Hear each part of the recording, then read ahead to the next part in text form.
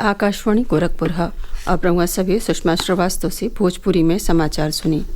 प्रधानमंत्री नरेंद्र मोदी कहले हमें कि शिक्षा में भारत के सफल बनौले और देश के किस्मत बदलने के ताकत हुए। वहाँ के कहले कि 21वीं सदी के भारत के बदलने में शिक्षा महत्वपूर्ण भूमिका निभौले हुए। श्री मोदी आज दिल्ली के प्रगति मैदान में भारत मंडपम में अखिल भारतीय शिक्षा समागम के समापन सत्र के संबोधित करत रहलें।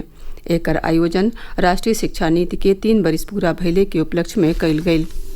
3 साल पहले जब हमने राष्ट्रीय शिक्षा नीति की घोषणा की थी तो एक बहुत बड़ा कार्यक्षेत्र हमारे सामने था, लेकिन आप सभी ने राष्ट्रीय शिक्षा नीति को लागू करने के लिए जो कर्तव्य भाव दिखाया, जो समर्पण दिखाया और खुले मन से नए विचारों का, नए प्रयोगों का स्वीकार करने का साहस दिखाया, ये वाकई अभिभूत करने वाला है। प्रधानमंत्री यो कहलें कि राष्ट्रीय शिक्षा नीति स्थानीय भाषा में शिक्षा दे रहल हुए। वहाँ के कहलें कि विद्यार्थियन के भाषा के आधार पर नहीं बल्कि उनके योग्यता और प्रतिभा के आधार पर विश्लेषण कई के उनके साथ ही वास्तविक न्याय कई रहल हुए और ई सामाजिक न्याय के दिशा में एगो महत्वपूर्ण कदम हुए। मातृभाषा में पढ़ाई होने से भारत के युवा टैलेंट के साथ अब असली न्याय की शुरुआत होने जा रही है। दुनिया में सैकड़ों अलग अलग भाषाएं हैं, हर भाषा की अपनी अहमियत है। दुनिया के ज्यादातर विकसित देशों ने अपनी भाषा की बदौलत बढ़त हासिल की है। आज आजादी के अमृत काल में नेशनल एजुकेशन पॉलिसी के जरिए देश ने इस हीन भावना को भी पीछे छोड़ने की शुरुआत की है। नई शिक्षा नीति के 3 वर्ष पूरा भइले पर श्री मोदी शिक्षकन और स्कूलिन के भूमिका के सराहना कैलें। वहाँ के कहलें कि पिछला 3 वर्ष में राष्ट्रीय शिक्षा नीति के मिशन मोड में लागू कैल गयल हुए। श्री मोदी कहलें कि राष्ट्रीय शिक्षा नीति समानता ले आई और जल्दी राष्ट्रीय पाठ्यक्रम ढांचा के लागू कैल जाई।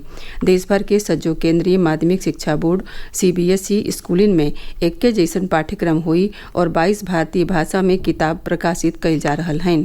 कार्यक्रम के दौरान श्री मोदी 6,707 स्कूलिन बदे PM श्री योजना के जरिए 630 करोड़ के पहली किस्त जारी कैलें।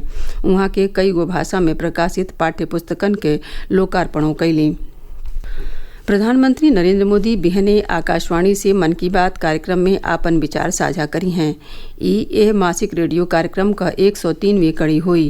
कार्यक्रम आकाशवाणी और दूरदर्शन के सज्जो नेटवर्क पर प्रसारित हुई। आकाशवाणी, दूरदर्शन समाचार, सूचना और प्रसारण मंत्रालय के YouTube चैनलों पर सोझे प्रसारित हुई। भारतीय जनता पार्टी आज अपने केंद्रीय पदाधिकारियों के सूची जारी कैलस। नया सूची में BL संतोष संगठन के प्रभारी और 13 सचिवन के सतही 13 गो उपाध्यक्ष और 9 महासचिव शामिल हुए। उत्तर प्रदेश के पूर्व प्रदेश अध्यक्ष और राज्यसभा सांसद लक्ष्मीकांत वाजपेयी के राष्ट्रीय उपाध्यक्ष बनावल गयल हुए, जबकि प्रदेश से दूसर का सांसद राधा मोहन अग्रवाल के राष्ट्रीय महासचिव के पद सौंपल गयल। यह सूची में एगो महत्वपूर्ण नाम अलीगढ़ मुस्लिम विश्वविद्यालय के पूर्व उप कुलपति तारिक मंसूर का हुए, जौन अभिन प्रदेश में भाजपा के विधान परिषद का सदस्य हुए। इन्हें उपाध्यक्ष बनावल गयल हुए। कृषि मंत्री और आजमगढ़ जिला के प्रभारी मंत्री सूर्य प्रताप शाही आज एक दिन के दौरा पर आजमगढ़ पहुंचलें। वहां के भंवरनाथ में अमृत सरोवर पर लगावल गयल वानिकी के देखली। श्री शाही एजा पौधो लगौलें। वहाँ के जिलाधिकारी के अमृत सरोवर के औरियो गहिर कैले का निर्देश दिली। सतही अमृत सरोवर के सौंदर्यीकरण कई के एकरे चारों ओर औरियो ज्यादा संख्या में छायादार पेड़ लगावे के कहली। श्री शाही कलेक्ट्रेट सभागार में मेडिकल एसोसिएशन के बैठकी का अध्यक्षता कैलें। वहाँ के तहसील स्तर के सज्जो 100 बेड वाले अस्पतालन के व्यवस्था के सुदृढ़ कैले का निर्देश दिली। वहाँ के मुख्य चिकित्सा अधिकारी के जिला के अस्पतालन का अचक्के में निरीक्षण कैले का निर्देश दिली। श्री शाही कहलें कि आयुष्मान भारत योजना में सूचीबद्ध अस्पताल आयुष्मान कार्ड धारकन के इलाज में उनकर सहयोग करें। आज आशुराए मुहर्रम हुए। यह दिन के पैगंबर मोहम्मद के नवासा हजरत इमाम हुसैन और उनके साथियन के बलिदान के याद कैल जाला। ये लोग करबला में सत्य, धर्म और न्याय के कायम रखे बदे आपन बलिदान दहलें।